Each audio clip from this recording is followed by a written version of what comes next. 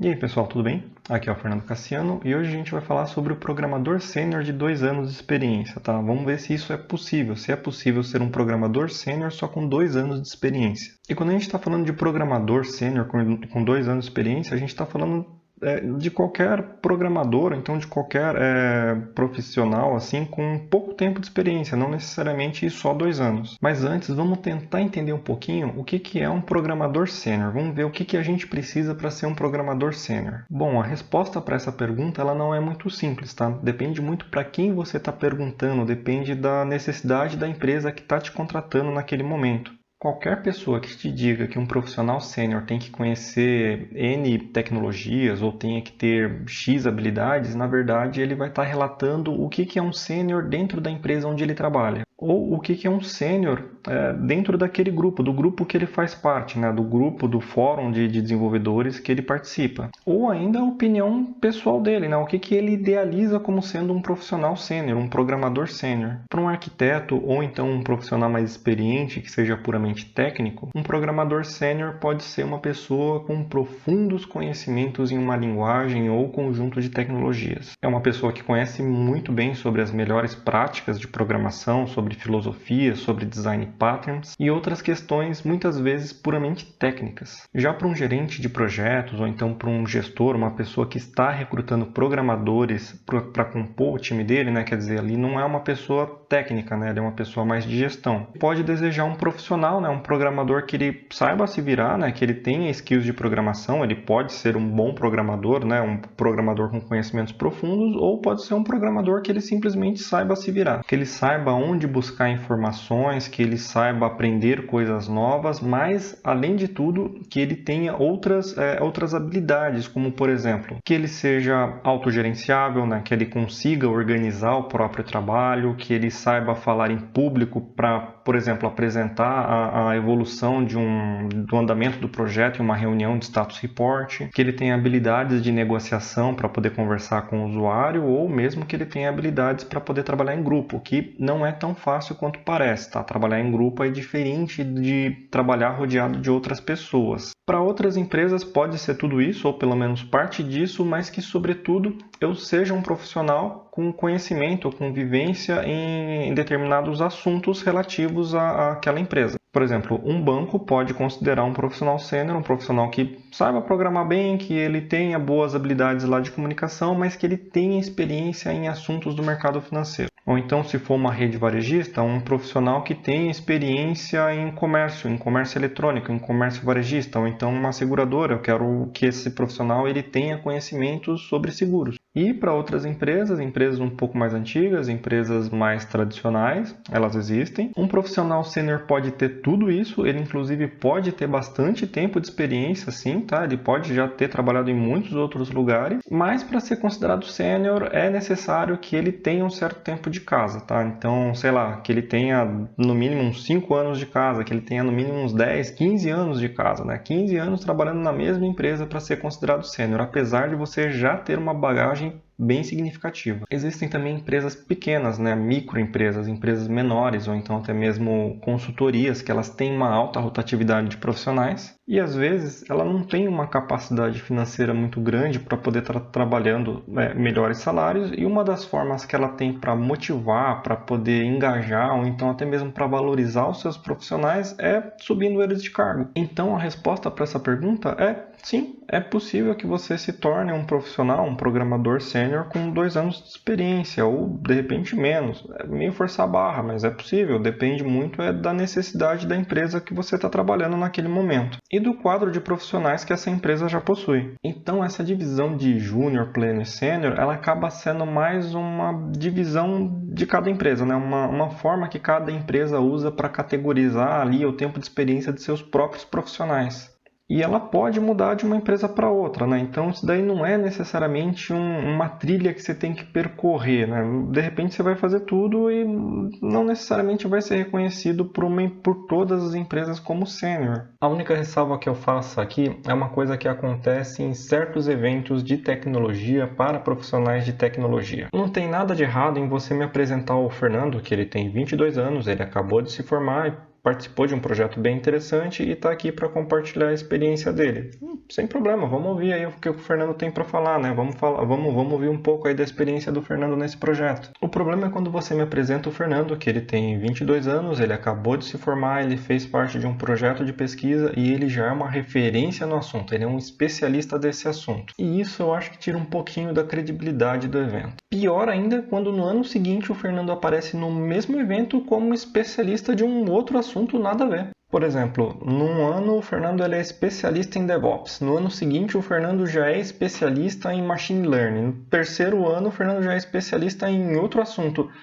Caramba, Fernando, você é pica, hein? Mas tudo bem, vai. Isso daí é mais uma crítica quanto à organização do evento do que ao profissional, beleza? Então, eu acho que isso daí, novamente, né? Eu acho que tira bastante da credibilidade do evento. Eu espero que você não perca muito do seu tempo nesse tipo de discussão, tá? Tem muito profissional aí, às vezes com 10, 15, 20 anos de experiência, que adora começar esse tipo de discussão, adora fazer esse tipo de crítica, mas que muitas vezes também não é sênior, não tem um cargo de senioridade, ou então não demonstra o mínimo de maturidade, né? Não consegue oferecer muita coisa além de uma experiência em processos internos de uma empresa que não vale muita coisa. Tem bastante profissional que está há 10, 15 anos exercendo a profissão, às vezes no mesmo lugar, e a única coisa que o cara faz às vezes é estar lá de prontidão para apertar botão, então para ficar fazendo CRUD. São profissionais sim, às vezes com muito conhecimento técnico, né? São profissionais que gostam bastante de estudar, mas têm pouca experiência prática naquilo que ele tanto estuda, naquilo que ele tanto prega como conhecimento necessário para você ser um sênior. Mas já que a gente está aqui, vamos então tentar entender uma outra questão, né? Por que você está preocupado em ser um profissional sênior? Por que você está preocupado em ser um programador sênior, né? Por que você está preocupado com o tempo que você vai demorar para chegar lá? Bom, vamos começar falando sobre o que todo mundo se interessa, né? Que é o salário, né? Você quer ser um sênior para poder ganhar mais, para ter um salário maior. Eu já vi empresa pagando pouco, muito pouco para um profissional sênior, tá? Pagando um valor de 3.000, 3.500, que é um valor realmente muito baixo para um profissional sênior, ainda mais se você for levar em consideração as exigências. Pode ser, inclusive, que você esteja trabalhando como sênior hoje numa empresa com um determinado salário e, de repente, ser convidado para uma outra empresa para ganhar um salário maior, com mais benefícios, com planos de carreira, mas com um cargo de pleno, ou às vezes até mesmo de júnior, né? E acredite, né, eu já vi coordenadores assim de consultoria saindo da consultoria com aquele cargo, com aquela posição de coordenador para ir trabalhar como pleno, às vezes numa empresa maior. Isso porque, conforme a gente já falou, os critérios de avaliação de uma empresa e de outra, elas são diferentes, né? Isso varia. Se você vai continuar amarrado ao seu título ou se você vai embarcar numa oportunidade com melhores benefícios, aí é com você. Eu não sou uma pessoa muito presa a títulos, tá? Se me oferecer uma condição melhor, eu embarco sem menor problema, sem o menor peso na consciência. Ou então pode ser que você esteja preocupado com o volume de coisas que você tem para estudar, né? Você, meu Deus, é muita coisa para estudar, não para, é muita coisa, é muito material, e de repente você quer um tempo, você quer uma pausa, você quer alcançar a plenitude, você quer alcançar o domínio daquele assunto. Meu amigo, minha amiga, eu tenho uma péssima notícia para te dar se o seu objetivo for esse, tá? Se a sua preocupação for essa. Isso porque você vai ter que estar se atualizando sempre, tá? Vira e mexe, você vai ter que estar aprendendo e reaprendendo coisas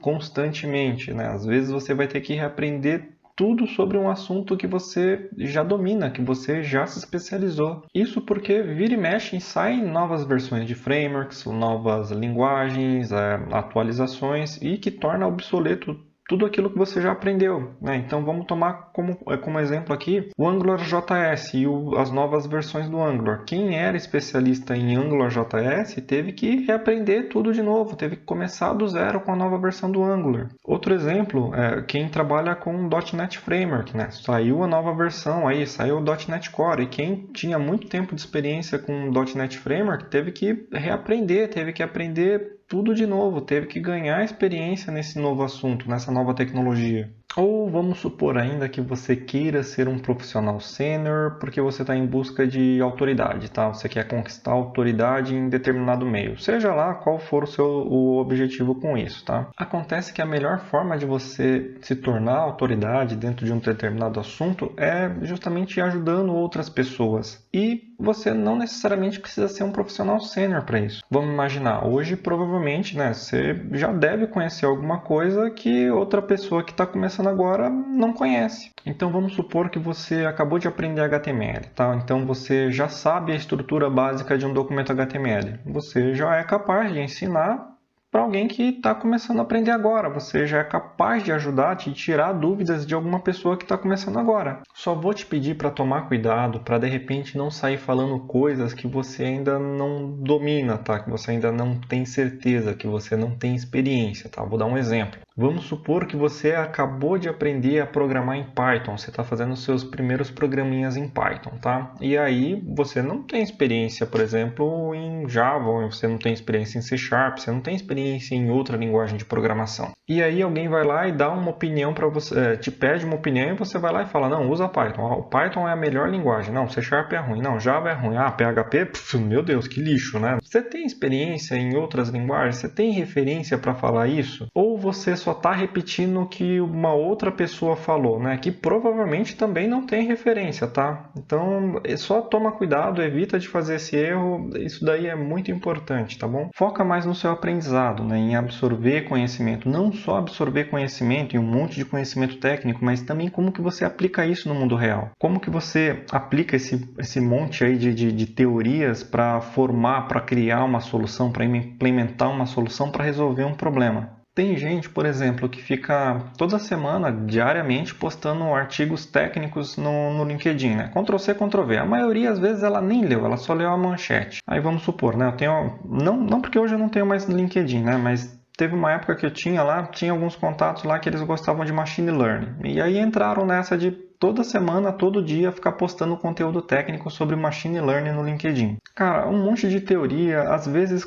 artigos duplicados que a pessoa nem se deu o trabalho de ler. E esse tipo de coisa, isso não vai te transformar, isso não vai fazer você ser reconhecido como um profissional sênior, né? Isso não vai te dar autoridade nenhuma. As pessoas são... É legal você estar compartilhando conhecimento, mas se o seu objetivo é ganhar autoridade, se o seu objetivo ainda é ser reconhecido como profissional sênior, esse tipo de comportamento ele não vai te levar lá. E com o tempo é o seu currículo, na verdade, né? A sua experiência, o tempo que você investe ajudando outras pessoas da comunidade, é isso que vai te dar autoridade, é isso que vai te dar notoriedade no meio, né? na comunidade de desenvolvedores. E que, na minha opinião, vale muito mais do que um título de sênior, né? O título de sênior, ele é, como a gente já falou, que a gente já discutiu, mas o título de sênior, a senioridade, ela é uma coisa que vale muito dentro de uma empresa, dentro de uma instituição. Então é isso, minha gente.